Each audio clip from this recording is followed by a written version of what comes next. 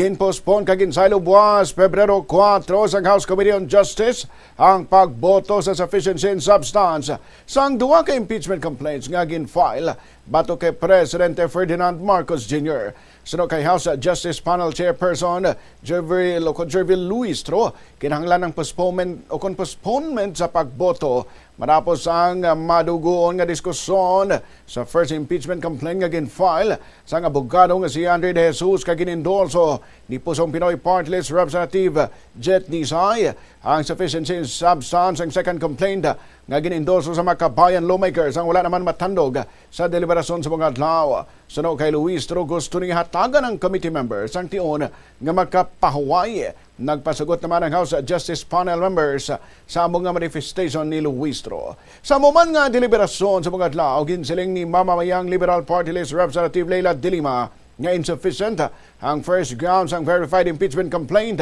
batok kay Presidente Marcos nga gin-file ni Attorney De Jesus.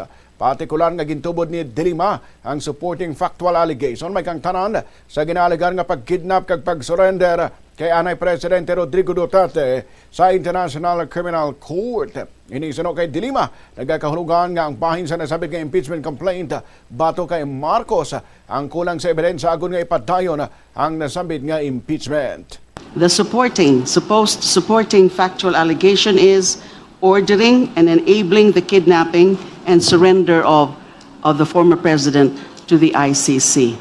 Now, for this specific factual allegation, I point out three sub-allegations.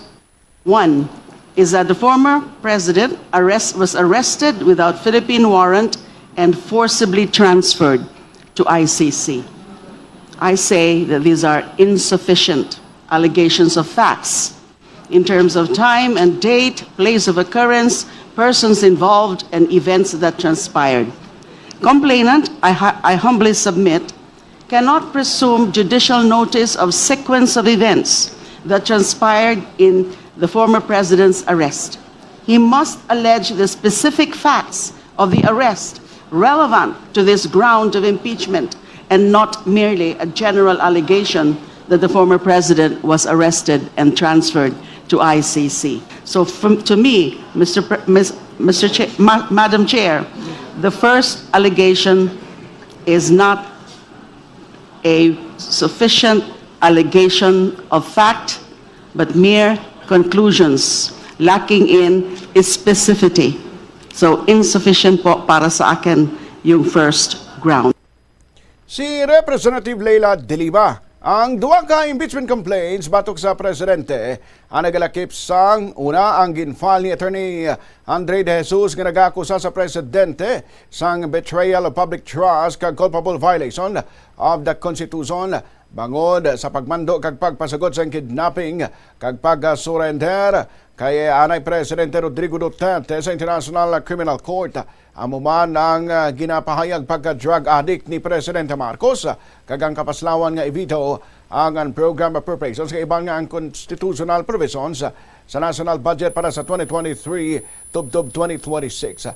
Ang ikaduwa, ang ginfile sa makabayan nga nag-aaligaan nga ang presidente ang nagkomiter sa betrayal of public trust bangod sa adoption sang baseline balance managed o kon BBM parametric formula sa pag-alokar sa infrastructure projects nga ginalagar nagresulta sa ghost substandard cover price flood management projects.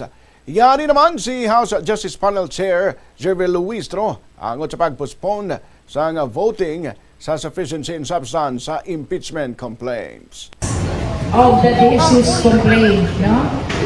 We suspended the voting on the sufficiency of substance because we wanted to give time to the justice members to think them over, all the discussions that we had today before they vote tomorrow afternoon.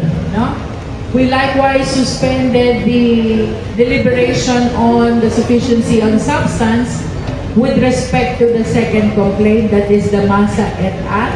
Because what happened today was quite exhaustive already, and we wanted the Coms to have fresh mind when they listen to the manifestation of position of the endorsers of Masa et al. No?